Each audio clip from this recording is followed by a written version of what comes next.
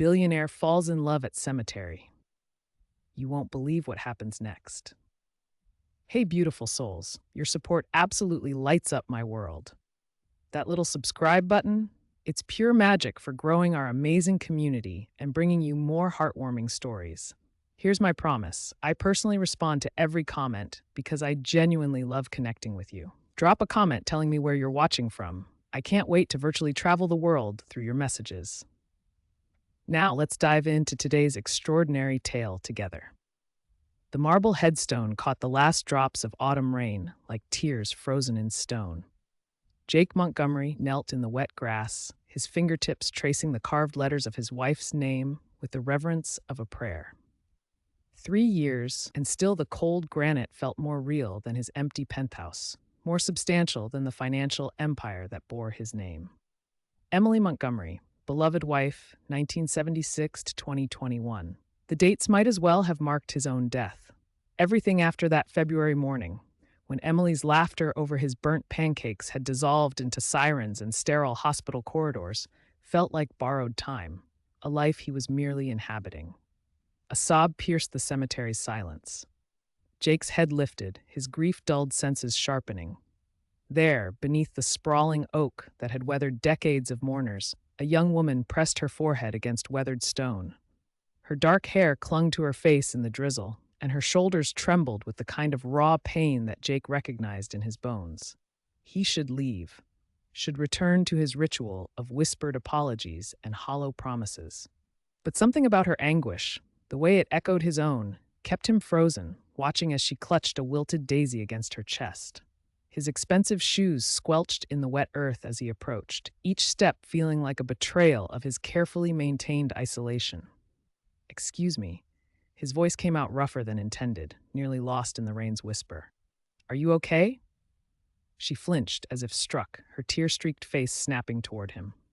Brown eyes, wide with surprise and raw from crying, met his. She couldn't be more than 25, her faded blue coat and worn stories of struggle that Jake's tailored grief had never known. A diner name tag, Lily, was pinned crookedly to her chest. I'm fine," she stammered, swiping at her eyes with the back of her hand. "Just visiting." Jake's gaze fell to the headstone before her. Margaret Ann Dawson, beloved mother, 1965, 2024. The mathematics of loss hit him like a physical blow. Too young, far too young. "I'm sorry," he said, the words feeling like pebbles in his mouth. "I didn't mean to intrude. I know how it feels." Her wariness flickered into something softer, more curious. "You lost someone," the universal language of loss. When Lily finally stood to leave, brushing grass from her coat with shaking hands, Jake felt an unexpected hollowness, as if watching the last light fade from a room. "Will you be here next week?" The question surprised him, emerging unbidden from some desperate corner of his heart. She turned back, her eyes searching his face for something he couldn't name. "Maybe," she said, then melted into the evening mist like a ghost he wasn't sure he'd imagined. But Jake couldn't stop thinking about her. Lily's quiet strength haunted him through sleepless nights and hollow business meetings. By Monday, he found himself driving toward the address he'd glimpsed on her name tag, a small retro diner called Sonny's, its neon signs bleeding color into the gray urban landscape. The diner hummed with working-class energy, the clink of heavy ceramic mugs, the sizzle of bacon on the grill, conversations punctuated by tired laughter. Jake felt absurdly out of place in his tailored suit, a billionaire imposter in a world of honest exhaustion. Lily moved behind the counter with practiced grace, refilling coffee cups and offering weary smiles to truckers and night shift workers. She looked different here, less fragile, more rooted, but that quiet sadness still clung to her like perfume. When she spotted him sliding into a corner booth, her eyes widened with recognition. "You," she said, a ghost of a smile tugging at her lips. "Didn't expect to see you here." "Needed coffee," Jake replied, though the menu lay untouched before him. "You work here long?" 5 years. Pays the bills, keeps me busy." She set a steaming mug in front of him, her fingers briefly brushing his. "Keeps my mind off things." Over the next hour, between coffee refills and stolen moments when the dinner rush slowed, their stories began to weave together. Lily painted her life in careful strokes, The cramped apartment she'd shared with her mother, the double shifts that barely covered rent, her 16-year-old brother Ethan's battle with leukemia that had drained what little savings they'd managed to scrape together. When she spoke of Ethan, her voice cracked like ice, and Jake felt that familiar punch of helplessness, the same useless rage he'd carried since Emily's heart had simply stopped beating. In return, Jake offered fragments of his own truth. Not the billionaire part. That felt obscene here, among people who understood the weight of unpaid bills. Instead, he shared the human pieces.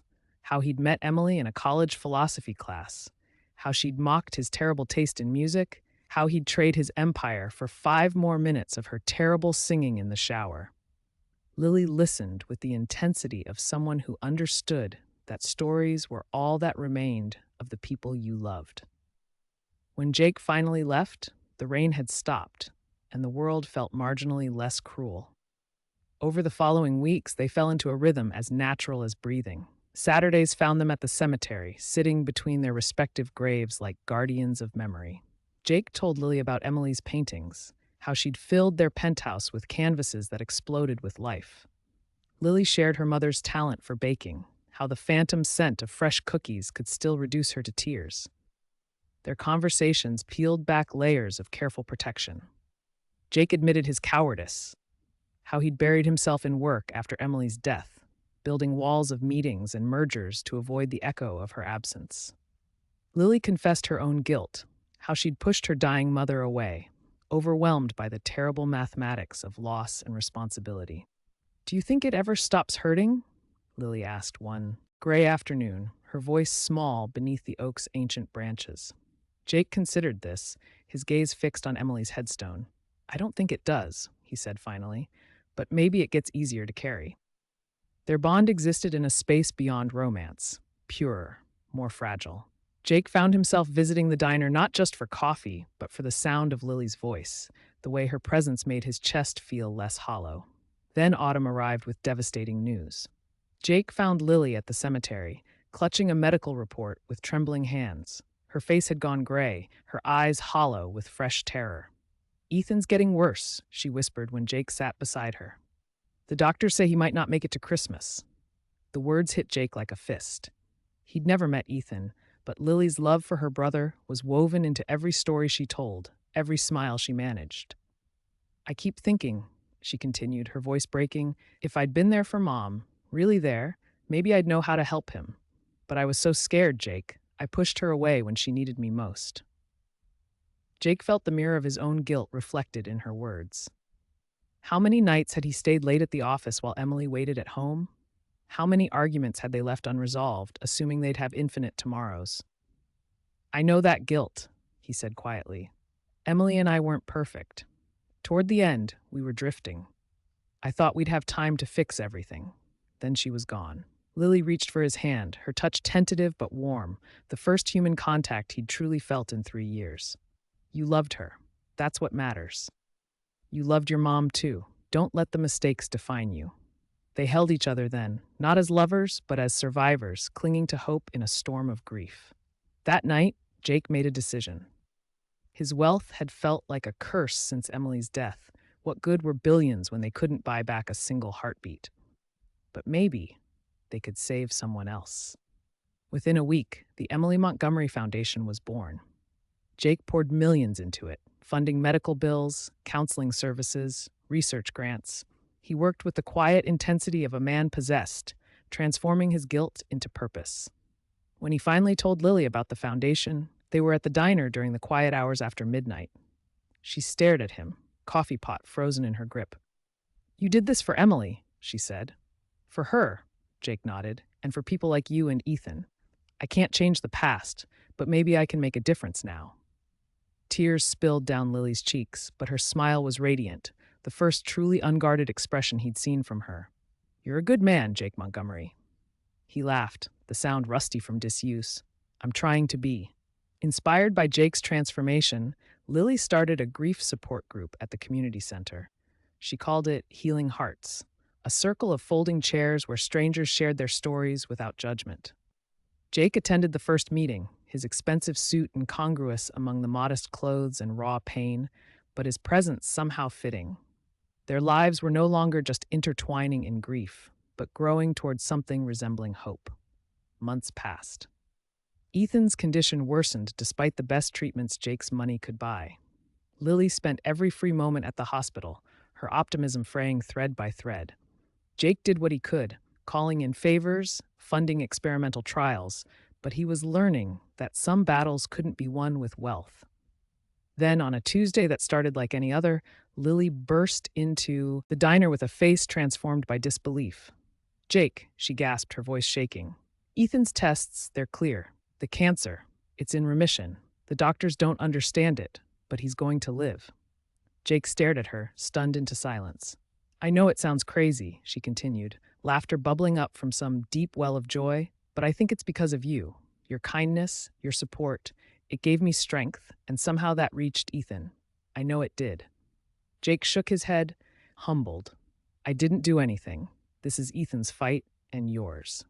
But Lily threw her arms around him with fierce gratitude, and for the first time since Emily's death, Jake felt the crushing weight of grief lift from his chest, replaced by something warm and alive and impossibly hopeful. That evening, as they sat in the diner's empty parking lot under a canopy of stars, Lily turned to him with an expression that mixed terror and determination. "I've been thinking about going back to school for social work. I want to help people like you do, but I'm scared. Maybe I'm too late." Jake took her hand, his voice steady and sure. "It's never too late, Lily. You've already changed my life. You can do anything." She smiled then, and in her eyes, Jake saw a future he'd never dared to imagine. Not a replacement for what he'd lost, but something entirely new. A year later, Jake knelt one final time at Emily's grave. Autumn light filtered through the cemetery's trees, painting everything in shades of gold and amber. He placed his palm flat against the headstone, feeling its familiar coolness. "Thank you, Emily," he whispered, his voice carrying love and gratitude instead of guilt. "For loving me, for teaching me how to live. I'll always love you, but I think I'm ready to let you go." He stood and turned to find Lily waiting by the oak tree, sunlight catching the auburn highlights in her hair. She was in her second year of social work school now. Her grief support group had grown into a regional network, and Ethan's laughter filled her apartment with the sound of second chances.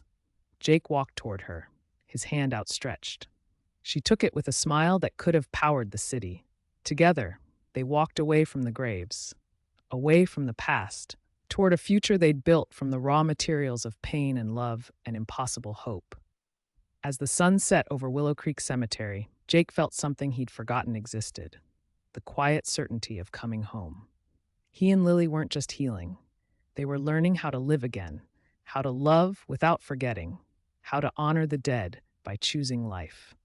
The granite headstones stood sentinel in their wake, guardians of memory in a place where endings and beginnings dwelt side by side, where two broken people had found each other and discovered that sometimes the deepest love grows not despite grief, but because of it.